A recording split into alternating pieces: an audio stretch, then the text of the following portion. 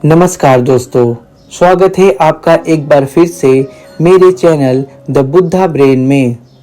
जैसा कि आप सभी जानते हैं, इस समय मैं आपके सामने जो शीर्षक लेकर उपस्थित हुआ हूँ, उस शीर्षक को मैंने लिया है भगवान बुद्ध और उनका धम्म ग्रंथ से, जो कि डॉक्टर भीमराव अंबेडकर द्वारा रचित एक अद्वितीय रचना है। तो आइए इस वीडियो में आगे बढ़ते हैं। पिछले वीडियो में हमने देखा कि राजकुमार सिद्धार्थ उस समय के जितने भी दार्शनिक पंथ थे, उन सब का स्वयं निरीक्षण करने का संकल्प किया और उस समय के जितने दर्शन प्रचलित थे, उस सब का ज्ञान प्राप्त किया और ज्ञान की प्राप्ति तथा नए प्रकाश की चाह में ध्यान तथा समाधि मार्ग का बहुत ही कठिन अभ्यास किया। गौतम उस समय के सभी अतियों पर गए। उन्होंने इस प्रकार ध्यान और साधना की कि उनका शरीर मात्र एक हड्डी का पंचर बनकर रह गया, मतलब कि हड्डी का एक ढांचा। लेकिन इतनी कठिन तपस्या करने के बावजूद उन्हें ज्ञान की प्राप्ति नहीं हो रही थी। उन्हें एक नया प्रकाश नहीं दिख रहा था। तो उन्हें ज्ञान की प्राप्ति कैसे हुई और वह बुद्ध कैसे बने, जानेंगे इस वीडियो में। आपसे अनुरोध है कि वीडियो के अंत तक बने रहें। गौतम की तपश्चर्या और आत्मपीड़न बड़े ही उग्र रूप की थी, इतनी उग्र जितना उग्र वह हो सकता था। यह 6 वर्ष के लंबे अरसे तक जारी रहा। 6 वर्ष बीतने पर उसका शरीर इतना दुर्बल हो गया था कि वह हिल डुल तक न सकता था। तब भी उसे कोई नया प्रकाश दिखाई नहीं दिया और संसार में जो दुख की समस्या है और जिस पर उसका मन केंद्रित था, उस समस्या का कोई हल उसे दिखाई नहीं दिया था। उसने अपने मन में सोचा, यह न आत्म विजय का मार्ग है, न पूर्ण बोधि प्राप्त करने का मार्ग है और न ही यह मोक्ष मार्ग है।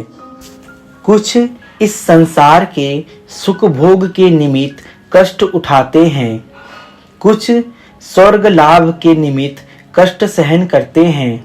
सभी प्राणी आशा के चक्कर में पड़कर अपने उद्देश्य को प्राप्त न हो सुख को खोजते हैं, दुख में जा गिरते हैं। क्या मेरे साथ भी कुछ ऐसा ही नहीं हुआ है?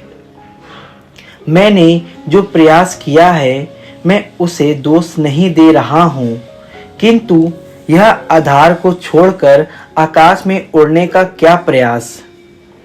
मैं पूछता हूँ, क्या शरीर का अधिक से अधिक उतापन धर्म हो सकता है?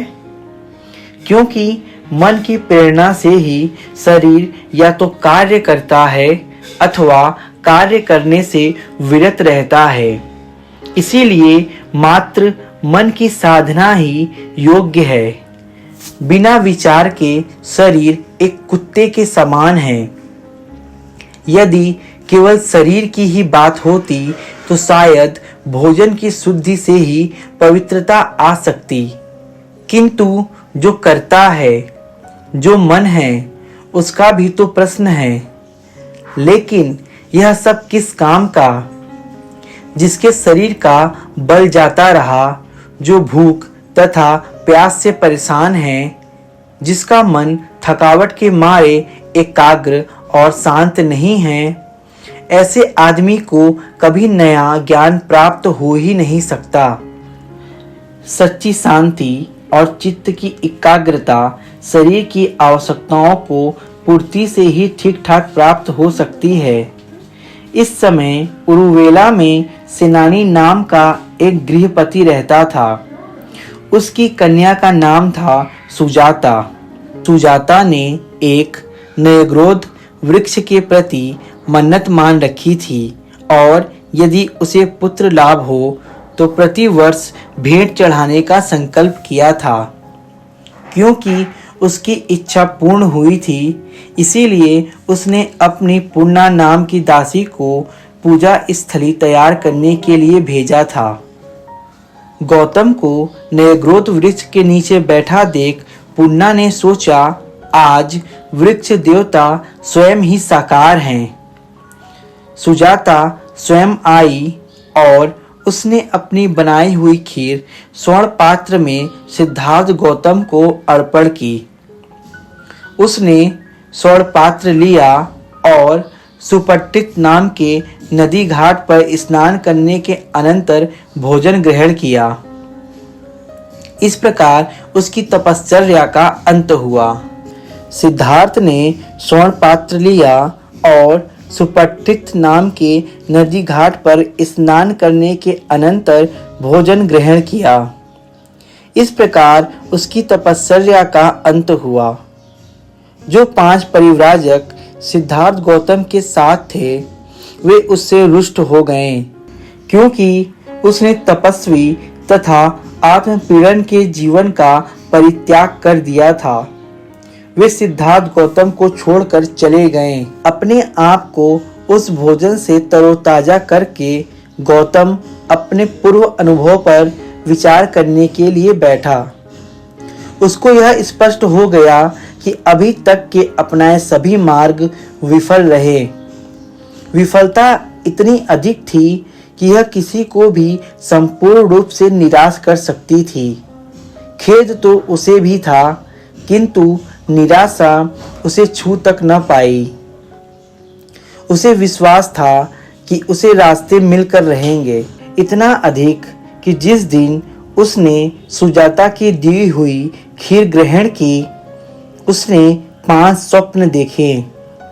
उसने अपने स्वप्न की यही व्याख्या की कि उसे बोधि प्राप्त होकर रहेगी। उसने अपना भविष्य देखने की कोशिश की। जिस स्वर्ण पात्र में सुजाता की दासी उसके लिए खीर लाई थी, उसने उस स्वर्ण पात्र को निरंजना नदी में फेंक दिया और कहा, यदि मुझे बोधि प्राप्त होने वाली है तो यह पात्र धारा के ऊपर की ओर जाए, अन्यथा नीचे की ओर। पात्र सचमुच धारा के विरुद्ध ऊपर की ओर तैरने लगा और तब काल नाम के एक नाग राजा के भवन के पास जाकर पानी में डूब गया। सिद्धार्थ ने आशा और दृढ़ संकल्प होकर उरुवेला को छोड़ दिया और राजपथ पर आगे बढ़कर चला गया। वहां उसने एक पीपल का वृक्ष देखा। नए प्रकाश की आशा में, जिससे वह अपनी समस्या का हल निकाल सके, उसने इस वृक्ष के नीचे ध्यान लगाकर बैठने की ठानी।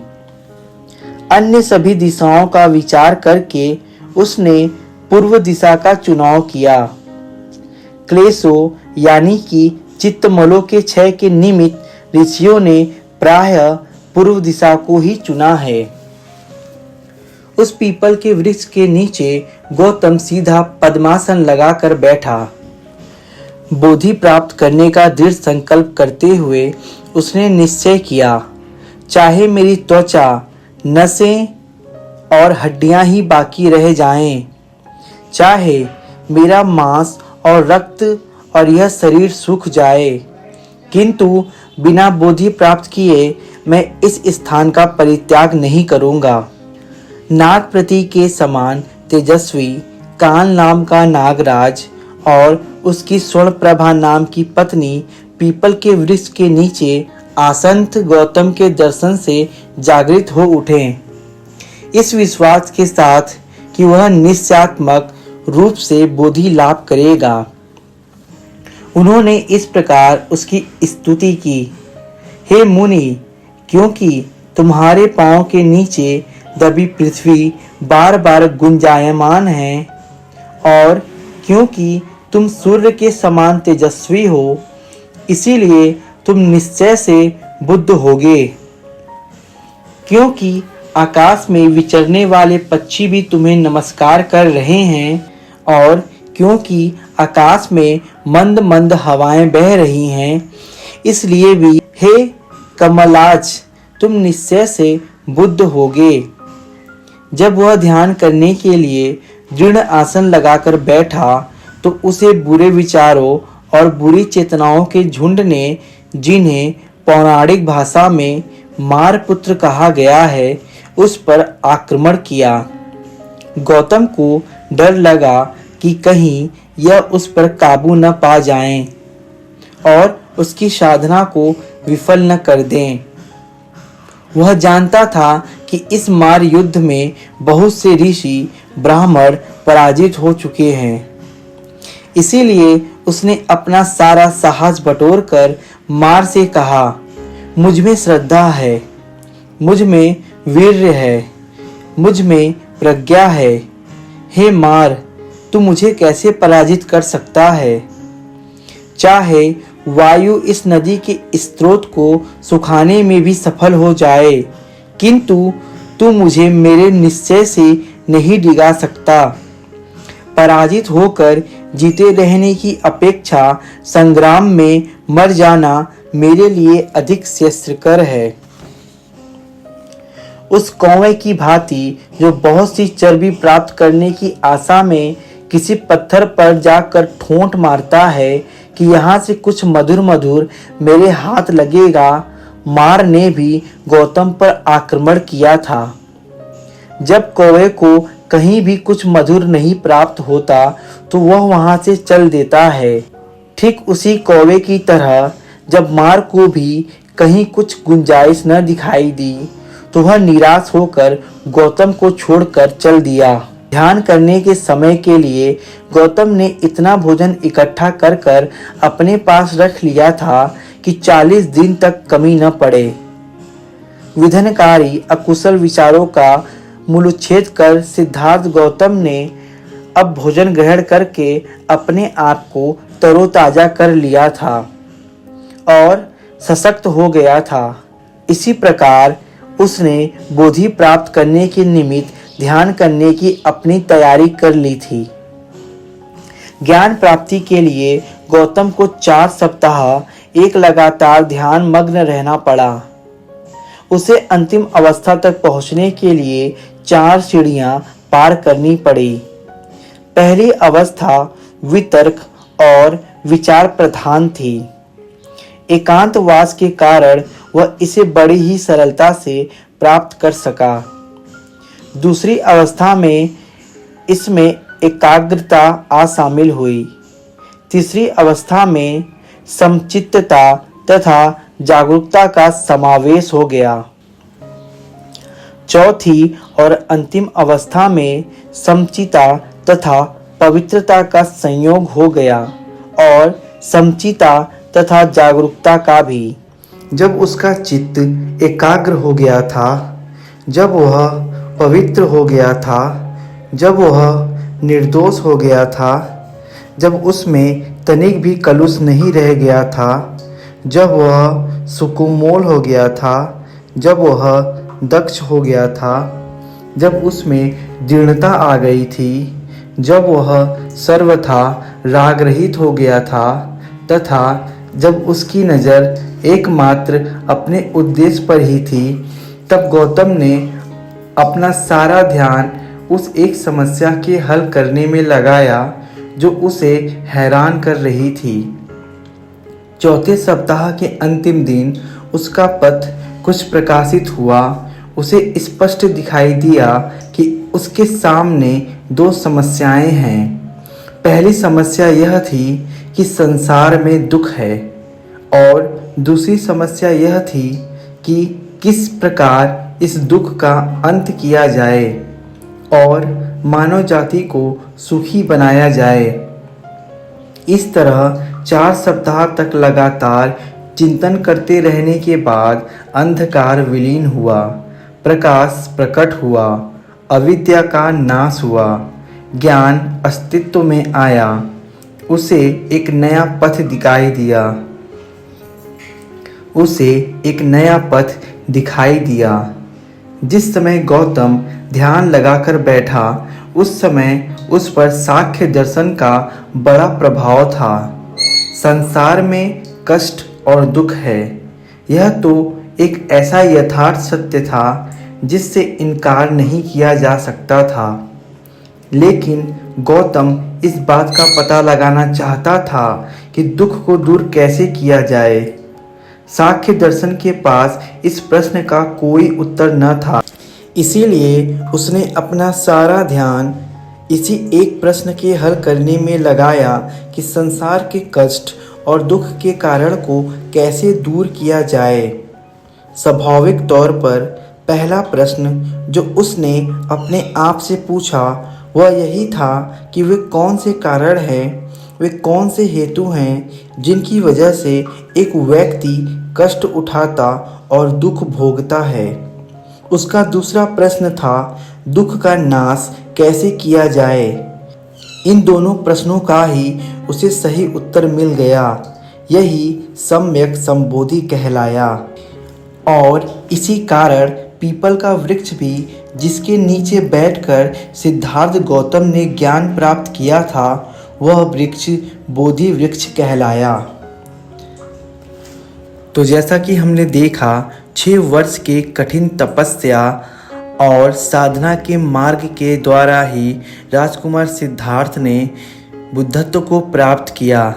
उन्हें एक नया पथ दिखाई दिया जिससे वह संसार के दुखों और कष्टों को दूर कर सकते थे। लेकिन इसकी आगे की जो कहानी है उसे हम समझेंगे अपने अगले वीडियो में, क्योंकि अब समय पूरा होता है। तो बने रहें हमारे साथ हमारे चैनल द बुद्धा ब्रेन में। मिलते हैं आप सभी से अगले एपिसोड में। आप सभी का वीडियो में बने रहने के लिए बहुत बहुत धन्यवाद।